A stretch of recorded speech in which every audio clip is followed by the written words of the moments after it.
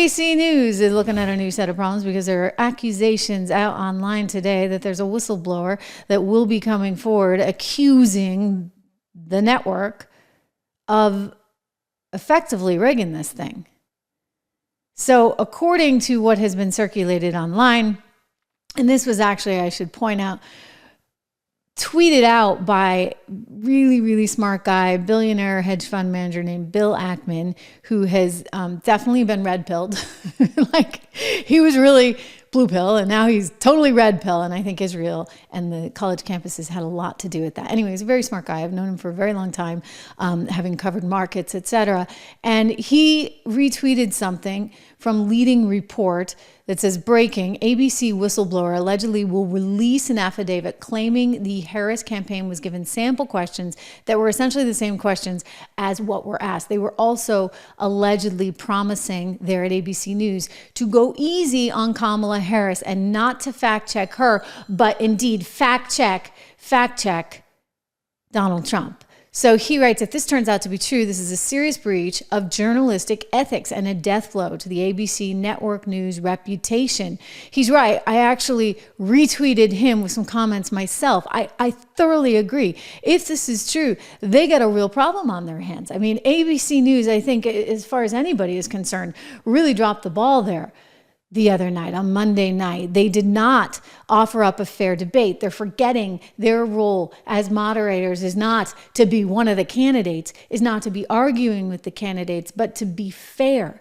And so you got to take your personal opinions and kind of check them for a minute. Well, the guy who's the chair of the Commission on Presidential Debates, he was horrified by this. And he was on Newsmax with Greta Van Susteren the other night saying, this is just wrong. Like what we saw on stage should not have happened.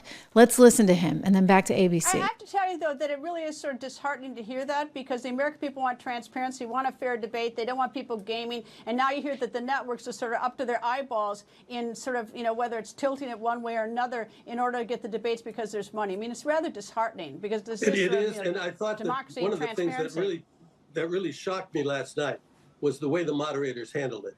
You know, we always explain to our moderators, and we've done 33 of those, Greta, starting back in 1988.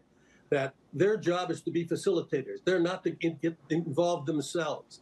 It's different than if you had someone on your show and you asked them a question and they answered in a different way than they'd said a month before. You would correct them. But moderators are not supposed to do that. A debate is between the candidates, not a debate between the candidate and the moderators. And these moderators, as far as I was concerned, it was the worst performance that I've seen. And like I said, I've done 33 of these things over the years. I don't know what their thoughts were, but they clearly were oversized, I think, on the way they treated the former president and the way they treated the present vice president. I think they bent backwards to help her.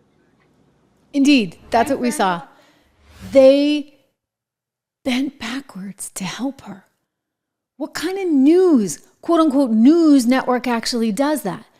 And what's going to be the repercussion here? Now, there's a whole bunch of stuff online, and we have to be very cautious and very careful with this stuff. Look, it wouldn't surprise me if they made certain promises, but what has been circulated online is an allegation from somebody who claims to be a whistleblower that suggests they gave Kamala Harris sample questions, but it turned out the sample questions were the same as the real questions. And then they made those certain promises. We will fact check him. We will not fact check you. It doesn't surprise me if that's the case. I mean, it's horrific. It does surprise me in that like people should have more respect for themselves and their professions, and they give journalists a bad name overall by doing that, but not entirely. In other words, not surprising because how can a news network have 100% positive coverage of Kamala Harris and 93% negative coverage of Donald Trump? I mean, that tells you exactly where they stand. And yet they're presenting themselves as right down the middle. It's not like the Trish Regan show where, you know, look, I mean, I do actually call Trump out. When I don't like what he's doing, you'll hear about it. And I call everyone out. Like I just, you know, maybe I just wear my heart on my sleeve and I'm a little too forthcoming and maybe say things even too early. But, you know, that's how we roll here. So it makes it fun, right? And you may not always agree with me, but the reality is I'm going to do my best to present both sides and call various players out. I'm fair. I do have a bias. I tell you about the bias. If I'm anchoring a debate, you know what? I put the bias in the back pocket as much as one can, right? And you move forward. And that's what these anchors did not do. One of them was the former sorority sister of Kamala Harris. The other one who thinks he's like some kind of, model. And I feel bad because I know him and he's always been a nice guy. But I think he really wishes he was some kind of fashion model or an actor. Just check out his Instagram. I mean, wow. Woo. Anyway, the point being, he's a network news anchor. And even if you don't like Donald Trump, you can't do what they did. And I think that they're going to pay the price. And I don't think people will trust them very much going forward. It's amazing. You think about building a brand and how quickly it can be destroyed overnight. We saw that with Bud Light. You started to see some of that with Disney, right? Disney, which by the way owns ABC. You look at that stock price cut in half from where it was 5 years ago. A brand can be very quickly destroyed. It takes a long, long time to build one.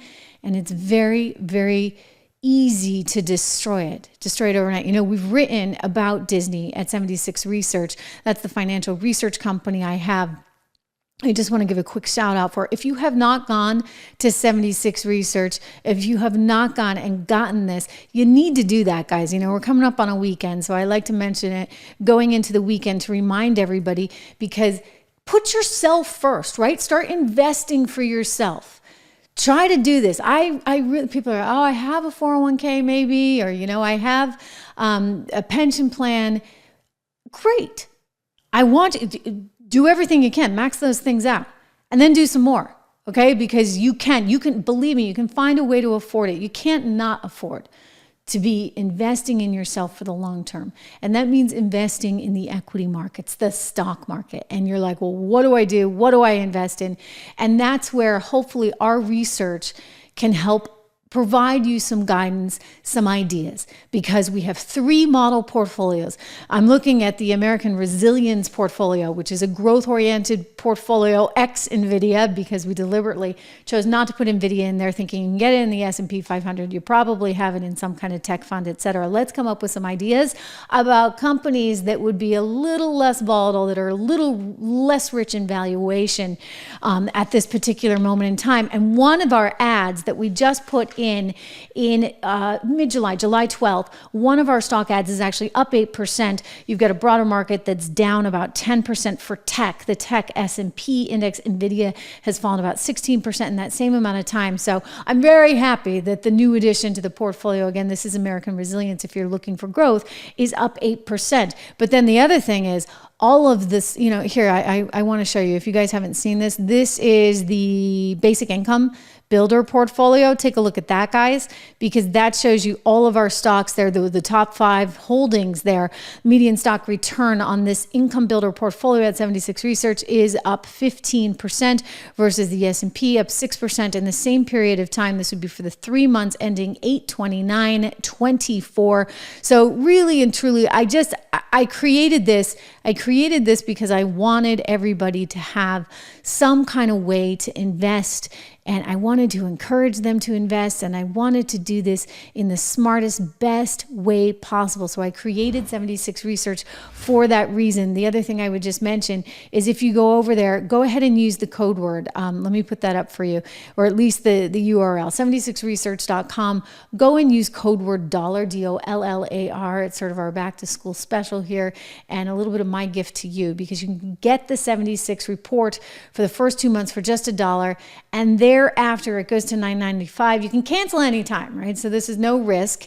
And if nothing else, it's teaching you sort of, how to get your head in those markets and what are the opportunities in this space. We just did a fantastic, big piece, a big article on Bitcoin, if you're ready to be orange pilled, right? In today's 76 report, Rob and I were just over at a crypto conference, actually, in New York. Fascinating, listening to Michael Saylor. We're going to have to get him on the show, speak about Bitcoin and his reasons for liking. I've loved Bitcoin since it was $10 when I was first reporting on it. I've always found it to be incredibly fascinating. We met with a Ethereum company. Ethereum, I think, is also incredibly interesting at this moment in time. And Rob and I get into all of these opportunities. It's a rather lengthy piece, so I encourage you to read it, and that's part of the 76 report. You can sign up just $1 a month. You can get all of this research and information, but really some fascinating things to share with you. So go to 76research.com. When I look at sort of ABC in this environment right about now, though, I do think that Disney is probably like, we can't get rid of them fast enough. I mean, between The View and between what we just saw with the debate debacle, it's really turning into a gigantic mess. Now you have the chair of the Commission on Presidential Debates coming out. You got Bill Ackman coming out against you. You got most of the media coming out against you. It's scary stuff.